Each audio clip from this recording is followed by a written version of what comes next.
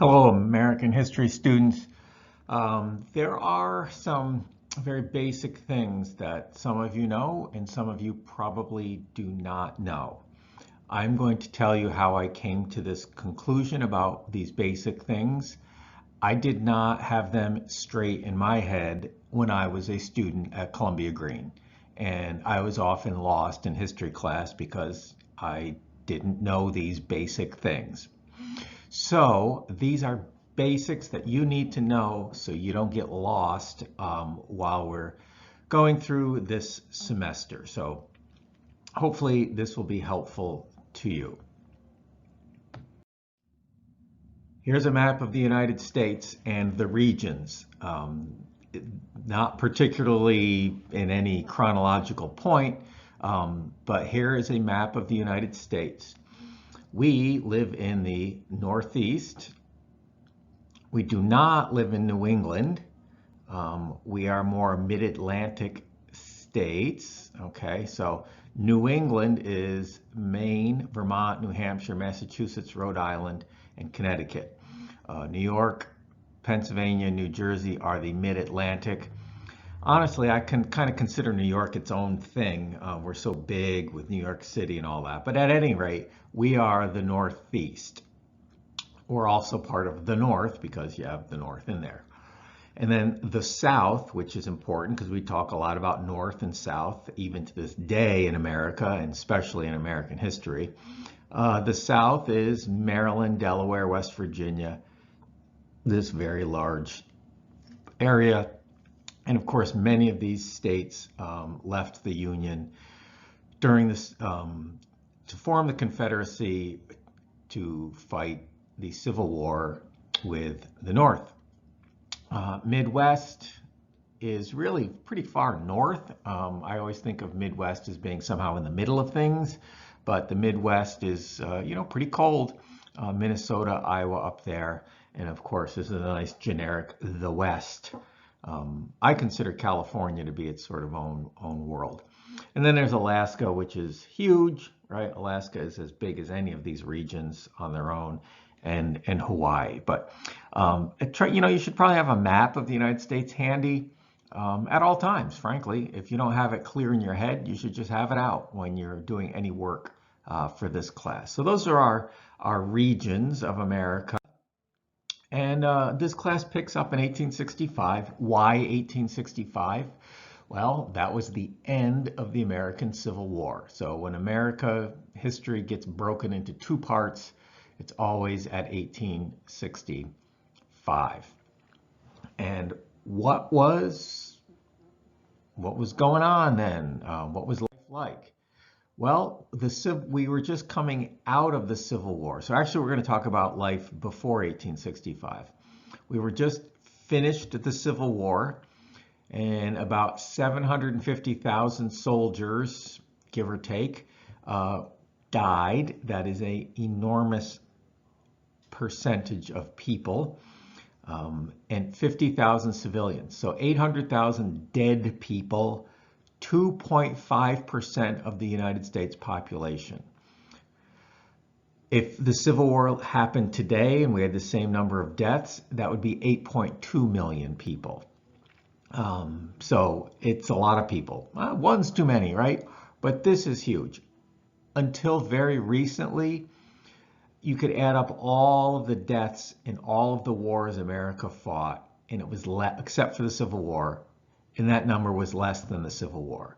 With the more recent wars in the 21st century, now they're about the same. So a huge number of dead people, brothers, sons, fathers, and women as well, were gone, right? Were gone. The Confederacy consisted of these southern states, as you see here. I'm not going to read them all, but you can see them here. And those states were fighting for the right for white people to own black people. It wasn't states' rights or taxes or Abraham Lincoln's plans. The southern states seceded for and fought for the institution of slavery. For a long time in America and American history, this was not what was talked about. Okay.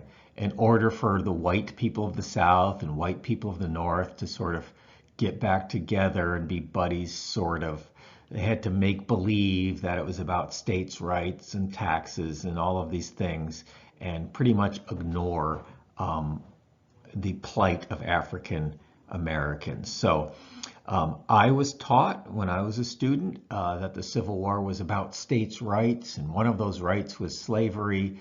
That is a bunch of baloney. I don't know what you were taught, but I'm telling it to you straight right now. What is this based on? Well, it's based on what the Confederate States individually put in legal documents of secession. And here's Mississippi, right?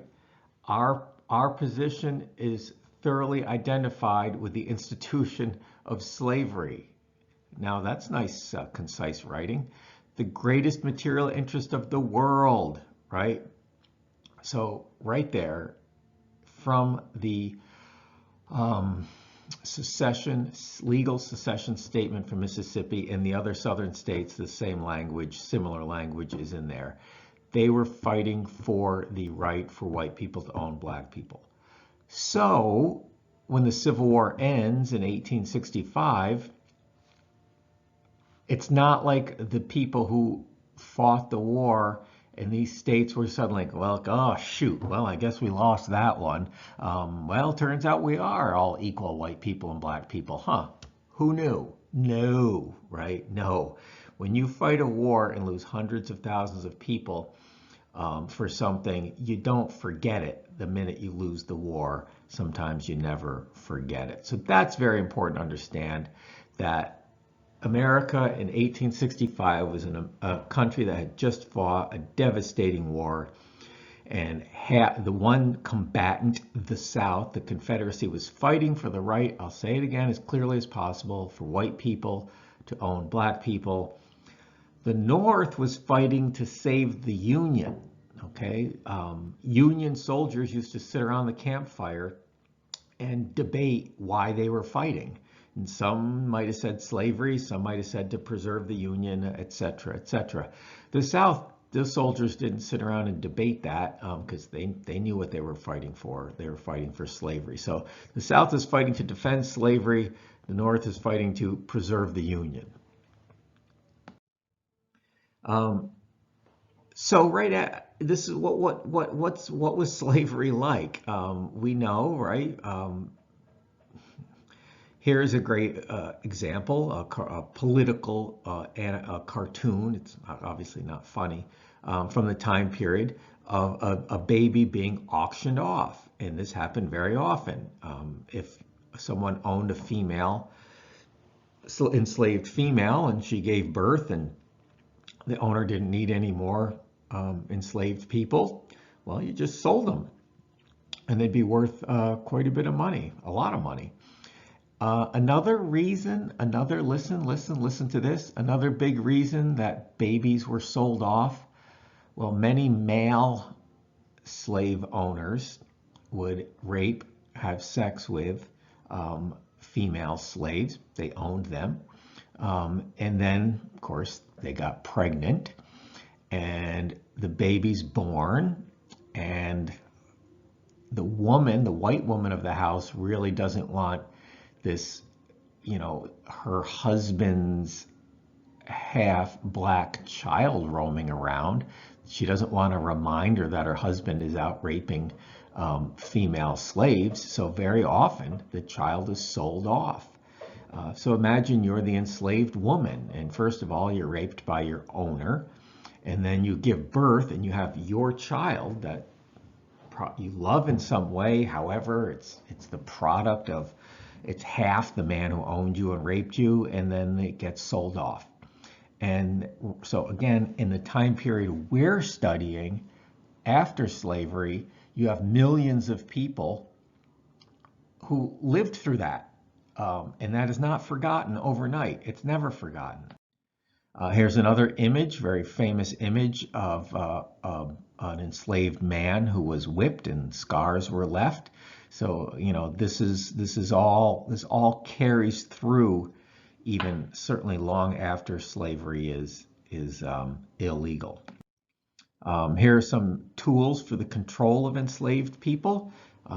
If the enslaved person was revolting or fighting back, they would have this device put on them. This certainly makes it much harder to run away and to hide, and it's of course very painful. And so some torture devices that were used to keep enslaved people in line. So in 1860, there were 4 million enslaved people, 31.5 million people total in the United States. So 12% of the entire United States was enslaved in 1860. And so that means 5 years later, when the time period of this class starts, you have again roughly maybe 12% of the population that had been owned. You have many more African Americans who were free but know that they were owned. And then you have lots and lots of white people who benefited from it and wish they could go back to it. So slavery was huge, and certainly just the day it ended, the after effects carry through. You could make a strong case the after effects of slavery carry through to what is today, January 18th or something, 2021. Here's Matilda McCreer. She lived until 1940, and she's the last survivor of the transatlantic slave trade. So the transatlantic slave trade, the practice of going to Africa and buying or capturing Africans and bringing them to America, was made illegal in, I think, 1808 or something like that. However, there was a lot of money to be made, so smuggling still continued. And this woman was captured as a child in Africa and brought in the late 1850s, and she lived to be until 1940. So you know lots of people who were alive in 1940 who were alive at the same time as this woman, who was born in Africa and lived as an enslaved person. So it's not that long ago, people. I think we're going to actually just kind of cut that off right there. We'll make believe you're not seeing this. I'm still getting used to this PowerPoint thing. So don't look. So to summarize, 1865, the time period that we're talking about in this class, to today, there were no slaves in America. You got that? However, the after effects of hundreds of years of slavery, of 4 million people who were owned in 1860 and then free in 1865, an entire country forming, the Confederacy, fighting for the right to continue to own other people. That is all has lots of after effects. It sounds ridiculous to even say it that way.